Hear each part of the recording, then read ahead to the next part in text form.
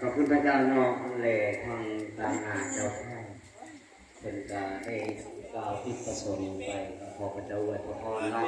เอาเชิญด้วยบรรดาญาติพี่น้องเนาะยับเข้ามาเนาะยังว่างอยู่เนาะผู้ที่เนาะแหล่โอกาสต่อไปเนาะก่อน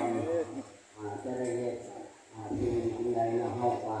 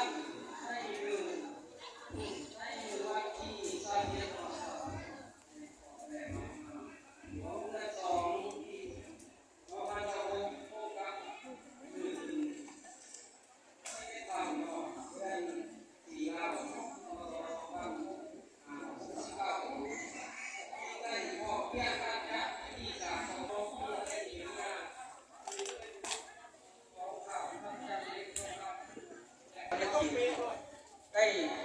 แต่งกับข่าวคำผ่านเนาะอายุ30 ปีอาชีพเวียดนามซึ่งเป็นบุตรของข่าวแหวนมหาสงคราม 70,000 บาทเนาะทำบ่มีเนาะ70,000 บาทด้วย 70,000 บาทเนาะงัวนี่3โตเนาะขึ้นพ่อมือแต่งนี่ 70,000 บาทเนาะงัว2โตค่ะมีพักหนักงัว1โตเนาะในเดือน6ลาวเนาะแม่นจะ